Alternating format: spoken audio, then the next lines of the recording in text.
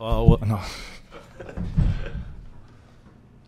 I guess how important is this game maybe for not just for the seniors and everybody, but maybe to kind of put yourself in a really solid position as far as an at-large resume goes, considering the rest of the way you'll probably play against the way tournament teams on your schedule. I feel like this win was just as important as any other win. Mitch kind of said it in the huddle, and it kind of surprised me, him being a freshman, saying this. He was like, well, last week's win doesn't matter if we don't win this game.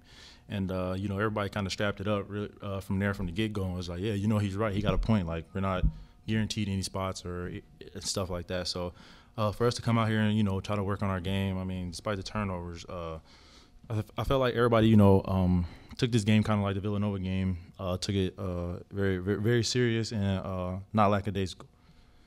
Did Mitch say that before the game in the huddle, or at a timeout? Would Mitch it was before the game. He was like, this win doesn't. He said last week's win against Villanova really wasn't. It's over. Basically, it's over with, and one game at a time. You can't just be like, we can't come out and play Villanova the way we did, and then just play lackadaisical through any other game. Sean, what kind of you walked into the game, DePaul, I think, had just taken a 1-point lead after you guys got off to that fast start. And you scored 5 quick ones real quick. I think Mitch said you found Mitch for a 3. What did you see out there as far as maybe some way you could kind of get going early? I just really came in with the mindset of just trying to make sure I get my team the points they deserve and also help my team out with everything they need. So I try to come out with a lot of fire and try to come out like I had a chip on my shoulder. And just to help my guys out because obviously it was senior night. I want to make sure everybody played good and wanted to make sure like we ended up getting this win. So I just tried to come out with a fire and like chip on my shoulder and just be the best player I could today. Sean, were you fighting it confidence-wise at all with the jump shot? I mean, did that mess with you at all? Just not being able to see it go in until tonight, I would say. Yeah, I mean it felt good to sit there and just actually find a rhythm on my shot today. I've been like on a little up and downish a little bit, but today it was really good. Yes, Carrie, was it in the back of your mind at all that maybe given what you might end up hearing after the season's over as far as your evaluation goes, that this might be the last time you played in this arena? Someone asked me about that yesterday. I really didn't know how to answer it. I feel like, growing up, it's only a dream, and then, like, I guess it's just, like, it happens like that.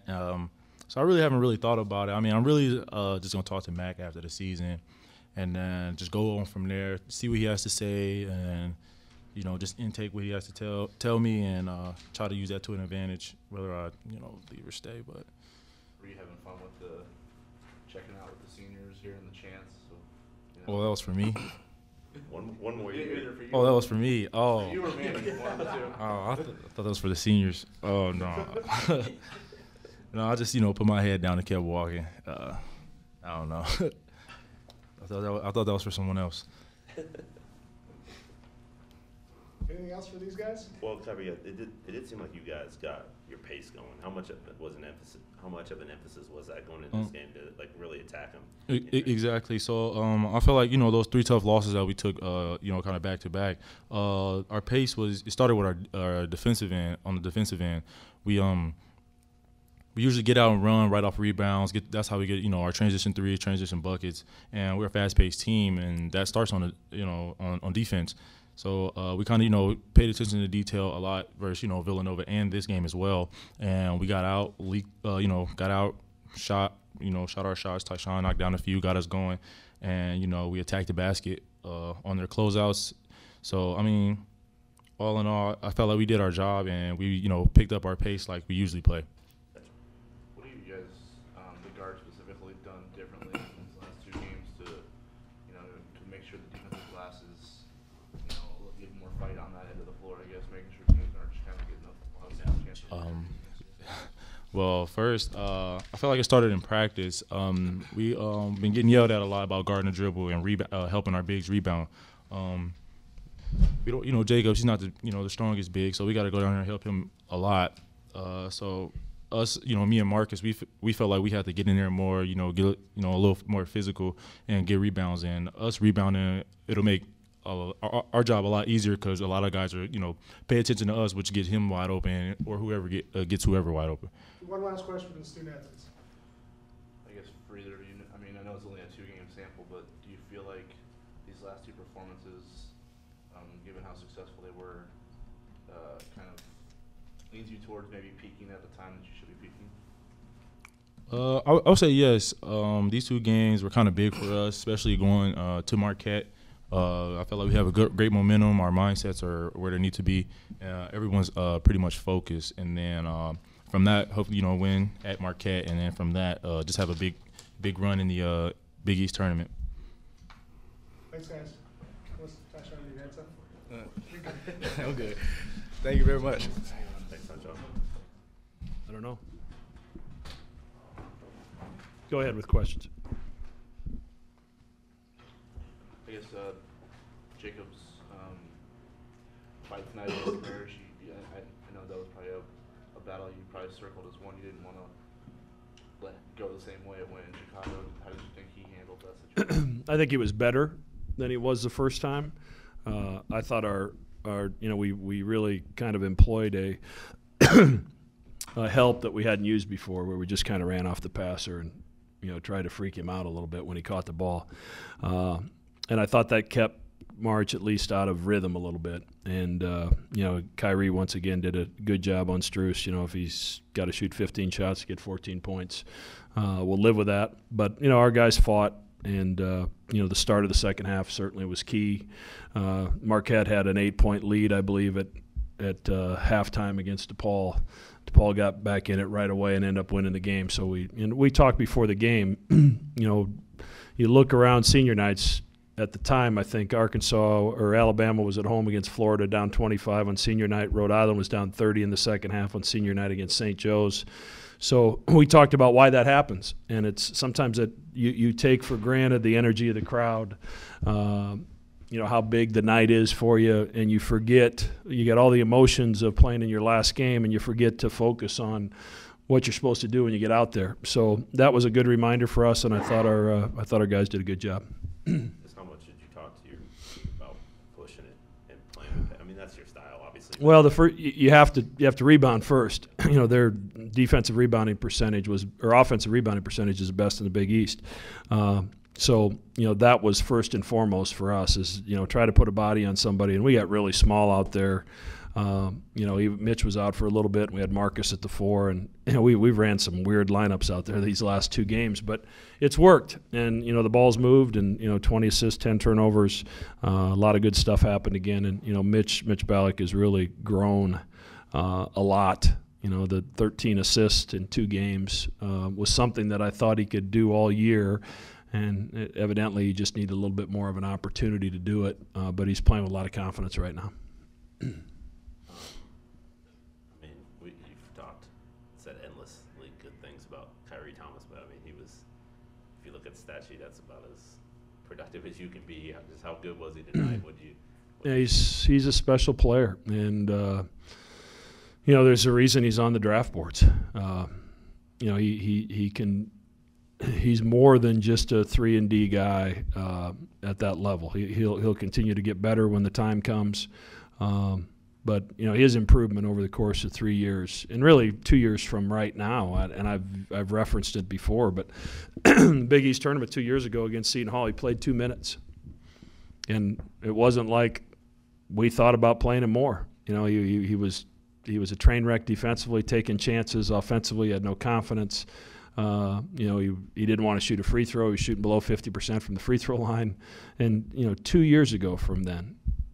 2 years ago today, that's the position he's in, and now he's potentially a first-round draft pick. So that's a credit to my coaching staff for their work with him, but mostly a credit to Kyrie and the amount he's invested in this program and in himself. What's going through your mind when you hear the crowd chanting one more year there? I was leading it, I think.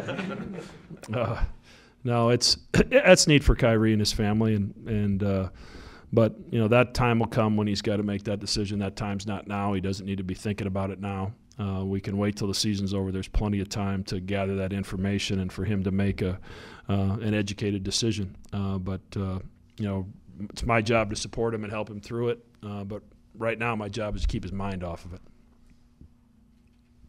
He's so. I mean, when we talk to him, he's so, humble. He doesn't really even like talking about himself. That's Kyrie. I mean, we recruited him 2 years, and most of the recruiting was convincing him that he was good enough to play here. And he asked me on more than one occasion, and Coach DeVries, "Are you sure I can play at Creighton?"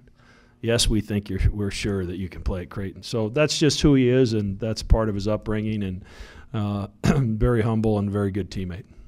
So for Toby, with the senior night festivities and his mom on FaceTime and all that, obviously he got emotional there. Just that moment for him and being able to have her at least be able to take it in some capacity. How special of a moment was that? Yeah, it was hard on Toby, and he and I had a conversation when he found out when the surgery was going to be and that was going to impact tonight. And obviously I expressed to Toby that she can't know that you're upset that she's not here. She's got a long road ahead, and she needs to concentrate on her health and her and whatever the treatment plan ends up being. But it's an extremely close family, and he's the baby of the family, and his mom means the world to him, as he does to her. So I know it was difficult for him not to have her here, but she made the right decision, and it seems like the surgery went as good as it could go, and awaiting some pathology reports to see where they go from here. But obviously a distraction, certainly the last month, that would be for any one of us. And it's impacted him in a big way, and I think he's handled it like a champ. This probably isn't easy to answer in one segment, but I mean, just something you noticed there with the four guys, they all mentioned that you guys took chances on them, and it kind of like Marcus being dismissed, Tyler being a walk-on, Toby being recruited for a different conference, Manny being at D2. Like, what about identifying those players and just felt like they were worth it to bring? Well, every situation's unique. In Tyler's case, we wanted a walk-on point guard that had a great feel for the game, that we felt could run the scout team, but that also had a chance to maybe play for us someday. And I believed that from the start, and the more I was around him, the more I knew that I could put him out there in some pretty critical situations. And I think about the Big East tournament game last year against Xavier in the semifinals. He was instrumental in us winning that game. So, if you want guys to believe in themselves, you have to believe in them. And Toby, obviously, he went from a freshman that Doug and Ethan were an All-American every day in practice with him guarding him because he couldn't guard either one of them. And he's had to change his body, he's had to change positions, and he just keeps on working. And he's I probably questioned his toughness a little bit when he was a freshman and sophomore, and but I obviously can't question that now, because what he's playing through now, people have no idea. And Manny was a situation where we had a need with Justin leaving, and it was late, and there weren't many people there his size. And it probably hasn't worked out as well as he would like in terms of playing time, and maybe not as well as I would like. But he hasn't. That has an opportunity to make your locker room toxic when you take a fifth-year guy and he doesn't play. And he has added value to our locker room, not taken away from it because of his unselfish attitude. And Marcus is one of the more interesting stories in my coaching career. And I've said it before. Had I not known him and his family since he was 15 or 16, I probably don't take the chance because there were too many red flags. Bruce Weber's a good friend of mine. He did not recommend it. But it was a meeting with his mom and having her look at me and say, I want my son back. Can you get my son back? And with her help, we were able to do it. Steve Lutz was instrumental in Marcus's development, holding Marcus accountable. That redshirt year when he didn't have games to play with, Coach Lutz was like a father figure to him. And there were some bumpy roads even last year, but this year, there's been nothing. You know, he's gone to class. He's been on time. He's been an incredible leader. So for me, when I look back, when this is all over at some point, it's going to be one of my greatest achievements, to take a chance on somebody that maybe a lot of people wouldn't have taken a chance on, and to be able to look those people that didn't take a chance on them in the face and say, you know what, we did it. And I'm extremely proud of Marcus, and proud of the person and the leader and the father that he's become, because the skills that he's learned and the changes that he's made are going to impact him long past the game of basketball. So it's a pretty cool story. Doesn't always end that way, but this one certainly had a happy ending. Being able to celebrate those things and talk about those things right now when you've bounced back and won a couple of big games in a row, as opposed to, you know, what could have been the 3-game conference losing streak. How important is that for momentum now moving forward? Well, it's really important, number one, because, you know, most people probably were changing their travel plans to get to New York on Wednesday instead of Thursday. You know, you're staring Villanova in the face, and then you know, DePaul and at Marquette this week, and all of a sudden the NCAA bubble was becoming real, and we hadn't dealt with 2 losses in a row. And as I think back on it, I don't know if if that was harder on us than maybe I thought.